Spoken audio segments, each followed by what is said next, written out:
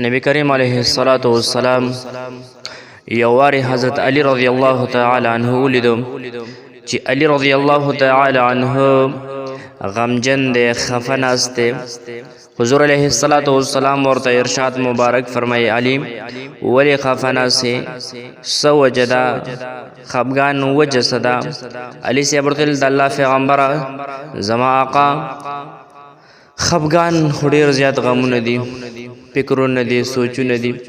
حضور علیه الصلاة والسلام ورته وی زر ته داسې یو وظیفه وښیم، داسې یو مبارک عمل درته وښیم چې دا ډیر مبارک وظیفه ده، د خپل ژوندۍ معمول ساز کا. الله تعالی به د غمونه، مصیبتونه، پریشانۍ ټولې ختمې کړي.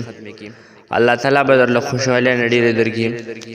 نو حضور علیه الصلاة والسلام علی صاحب ته خپله پیرزونه کوي، هغه مبارک وظیفه ورته ښیي.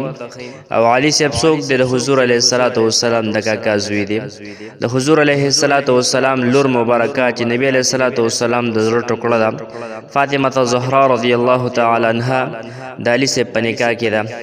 د حسنین، د حسن او د حسین والد صاحب دی. نو دومره مبارکه رشته د حضور علیه الصلاة والسلام د علي صاحب سره ده. چې دومره مبارکه رشته ده، حضور علیه الصلاة والسلام به علي صاحب ته کومه وظیفه ښیي؟ هغه مجربه وظیفه به ورته ښیي، هغه وظیفه به ورته ښیي چې هغه د کمال نه ډکوي، هغه وظیفه به ورته ښیي چې هغې کې الله تعالی ډېر خیر او برکت ایښودی.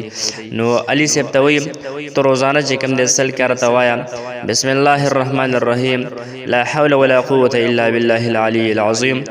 دا وظیفه 100 کرته روزانه کوه، الله تعالی به د مصیبت نه، آفت نه، د غم نه، د هر قسم بیمارو نه محفوظ وساتي. نو محترمو دا د علي صاحب د حضور علیه الصلاة والسلام د خپلې مینې تحفه ورکړې ده، مبارکه وظیفه ده، خامخا یې وکوئ، د خپلې زندګۍ معمولاتو کې شامله کړئ، ډېر خیر او برکت پکې پروت دی. الله رب العالمین مو خوشحاله او آباد ساته.